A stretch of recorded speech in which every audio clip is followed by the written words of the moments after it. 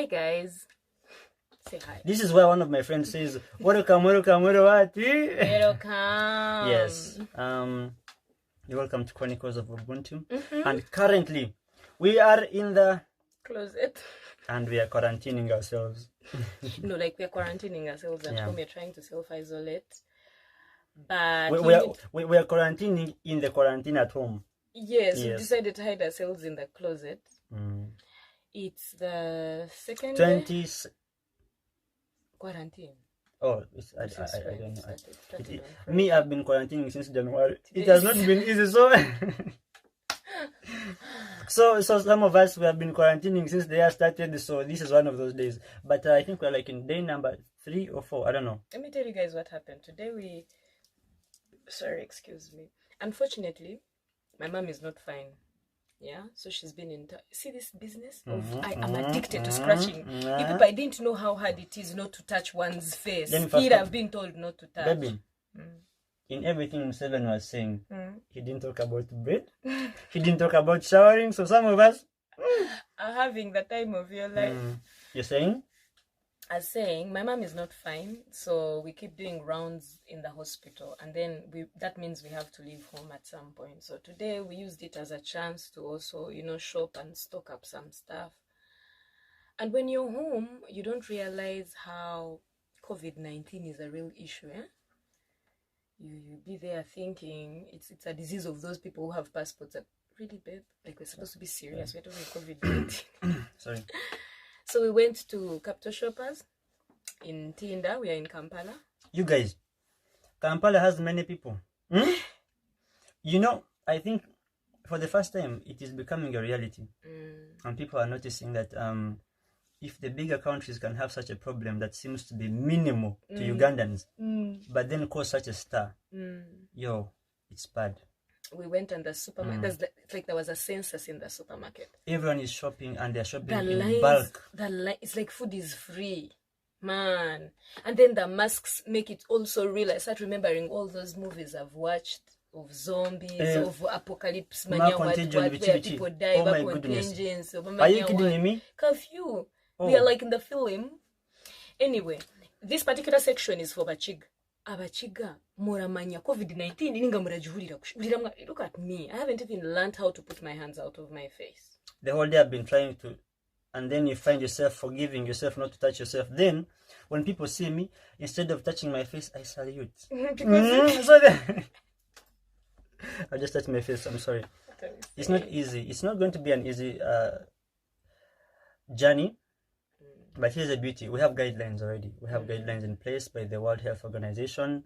We have guidelines locally by our president, and I'm sure the different governments also are giving out guidelines. And for the first time, these things are not hard to do. Really, it's not hard to wash your hands. It's not. Same things that we're learning in primary. Yeah, it's not hard for you to wash your hands. Wash your hands. Out us with acrylics. I gave you a tip the other day. Use an old toothbrush. Have one clean old toothbrush that when you're washing your hands, you scrub those nails. Because we gotta look cute in this. I have to touch him and he feels that we are quarantining. Sorry, Kalank Tamabar. I'm sorry. I'm so sorry.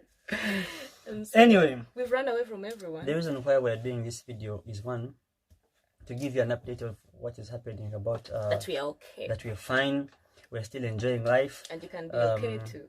And you can be okay. And there are very simple steps that they've given us, and this govern everyone. 1, wash your hands as regularly as you can. Let me take a sip of my apple juice. It's apple syrup juice. Apple syrup juice. But this doesn't... With lots and lots of lemons. You need to take a lot of alkaline foods. I can give, for example, lemon. For example, yes? Can we stick to what the government of the President of the Republic of Uganda and other presidents are telling us to do? Are you kidding me? Other presidents, I don't know, maybe ours. That's like... Do you know, this is how we've been. We are so bored. Like, I know. You crack all jokes, finish them. But okay, can we first at least tell them to finish like the things they told us to do? Wash hands. Okay, yes. Keep your hands clean. Wash your hands really, really, really, really well. And then don't touch your face, you guys. Do not. Oh, apparently it's transmitted through air. I hear because I've not suffered from it, and none of the people I know have suffered from it. So if you're sneezing, as if air, as if like Air Force, like it's Air Force. Yeah. It's airborne apparently, and when someone sneezes next to you and they have it, you probably are bound to get it. So the first thing they tell us to do is, when you're sneezing, sneeze like but then some of us, you don't get it. yeah. You're sneezing And you're touching your head instead. Are you kidding me? You're like and you distribute it. No. Your mouth Just to stay in check. That's the first thing. Number 2, wash your hands very many times. If you can't wash your hands, if you're like traveling, I don't know why you'd be traveling in this time. Because we're out quarantined. Yes. I love what Putin said. Okay, I know it's so sad, but some people are really putting measures that are hilarious, but interesting. Someone, yes, I saw that on Facebook somewhere where they're saying Putin is telling everyone to be at home for 15 days. His Excellency Putin, he might send drones. Sorry, His Excellency Putin, the President of the Republic of Russia. Is it a republic or is it? It's Russia. Just Russia. So apparently I saw it on Facebook, people saying he gave them 15 days of being at home as a must. And apologies, take it slowly. As a must. And if you don't, you'll be arrested for 5 years. I don't know how true 7. that is. 7. Either you stay home for 10 days. Is it 10? 15. No. Either you stay home for the 15 days. As a must. No going out, nothing. Or Stay they catch you home. out and they arrest you for about 7 years of prison, whether or not the disease has gone. Meanwhile, this is Chronicles of Ubuntu. If you have not subscribed, you know the drill. I know. Subscribe and I'm trying. Yeah. Sorry. Tell them what you're trying to do, because I feel like it's touching the soul and the It's body. better than the subscription. I'm trying to release a little bit more of entertainment now, because people are bored. People are counting the number of hairs on their head. Marriages are breaking. Some people didn't even know they were together. Some men are saying, "Wait, did you know my wife is a nurse? She even has a job. Did you know that TV looks black when it's off?" But apparently my wife is a nurse. I didn't know. Are you kidding me? Yeah, well, this is Chronicles of Ubuntu, and we hope you guys are being safe. We may not tell you all the guidelines that are being given out by the different governments, but social media is a tool in this time and era, and well, use it wisely. If you have some internet. Those of you who are using social media to tell me how I look like Scooby-Doo, shame on you. You should be ashamed of yourself. And use this time to love your friend, you know. Use this time to make your New Year's resolution. New Year's programs. Your programs for the New Year. I'm here for you, baby. No shaking hands, and they said. Sorry, I'm here for you. Yeah, Mom. I should shaking. Yeah. Talking about shaking hands and stuff. I think if you're all okay and you've been quarantining, then you quarantine yourself. Oh, one more thing. Now, I just touched my face. I'm so sorry. It's not easy to get used to, but fight it. When your hand is coming, slap it off. Slap it off. Yes. We've been hearing that in European countries, they run out of TP.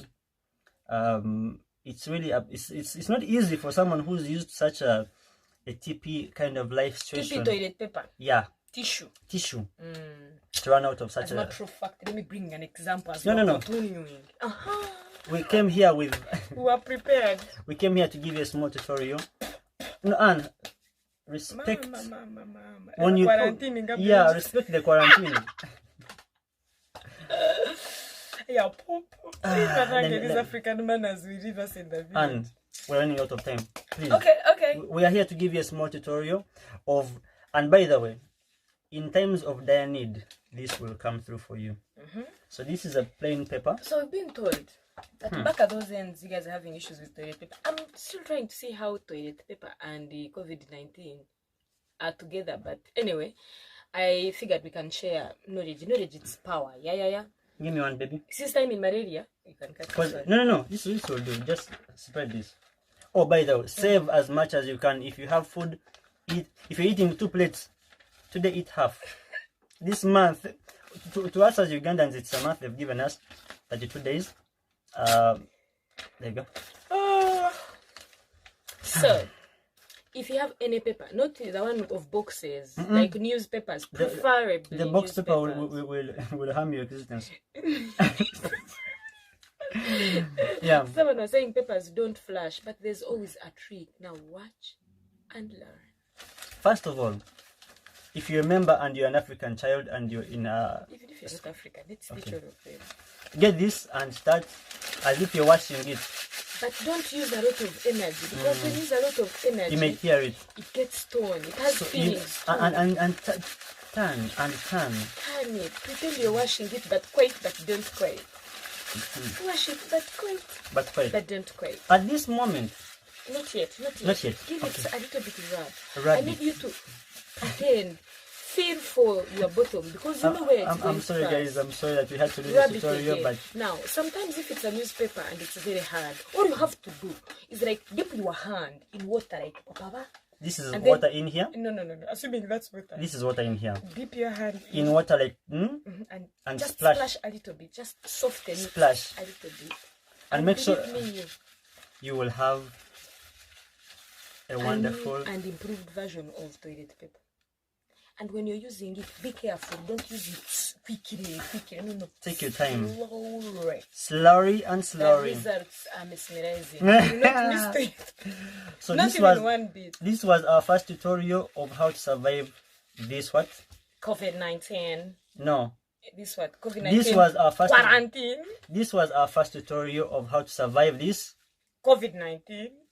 quarantine. This right here is African millennials.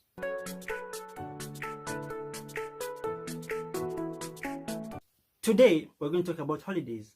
This includes I'm so sorry. This includes Christmas, Easter, and those short holidays I used to give you at school before you jump into third term. This is where I'll be sharing stories about my experiences growing up as an African child. And well, I know for a fact that there's someone out there who will be like, yeah, me too. Oh yes, me too. So I hope you enjoy this one. Now, growing up, the best part were the holidays. The holidays, all of us would converge at Granny's house. It was fun. And imagine now a house of like 15 kids. Mornings would wake up.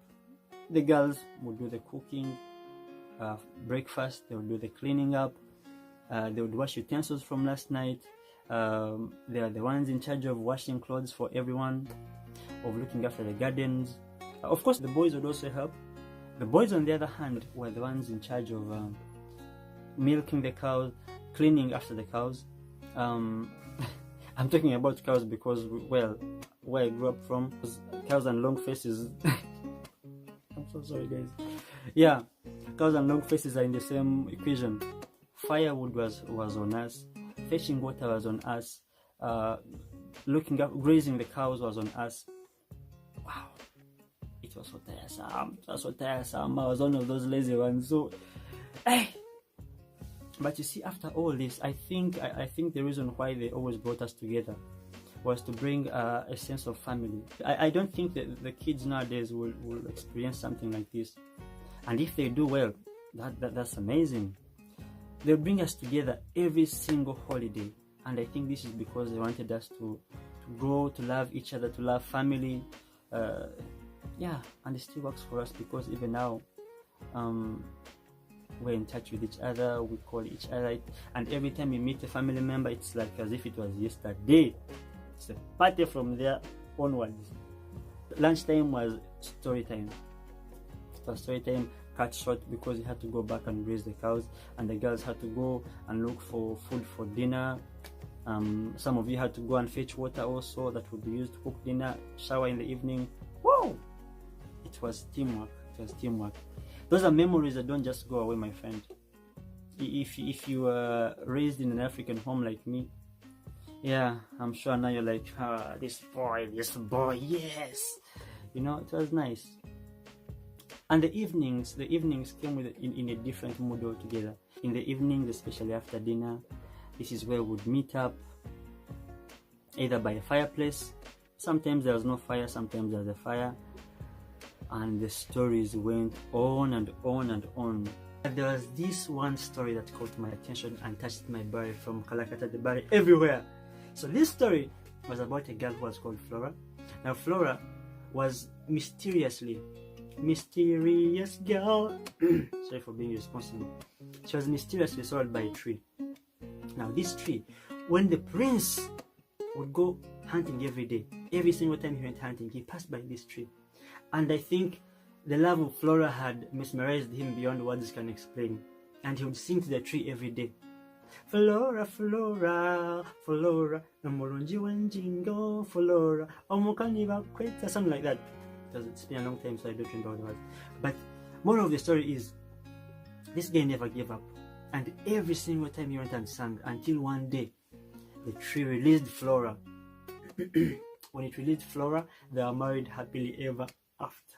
From that day on, every Flora in the village, I wish they could climb the tree. So the stories would go on and on and on into the night, and sometimes we'd forget we have to wake up early in the morning. You know, tell me this: if you grew up in Africa and you didn't sleep this zigzag where one's head is in the feet of the other and your head is this side, if you haven't slept like that, then you do not know anything. Every time anyone made a mistake, you are rest assured that all of you are going to get a beating.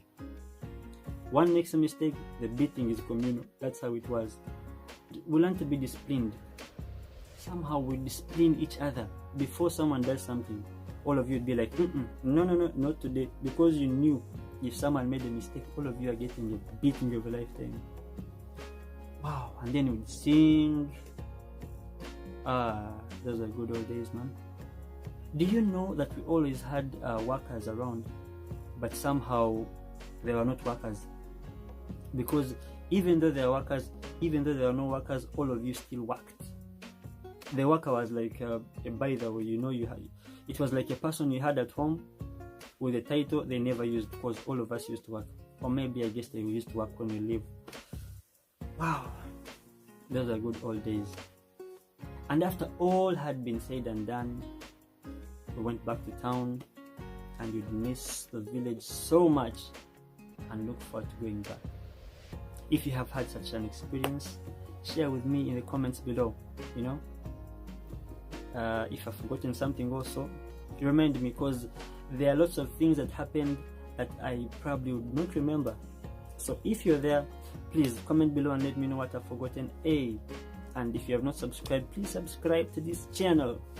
And this was nothing but the African Millennial. See you next time.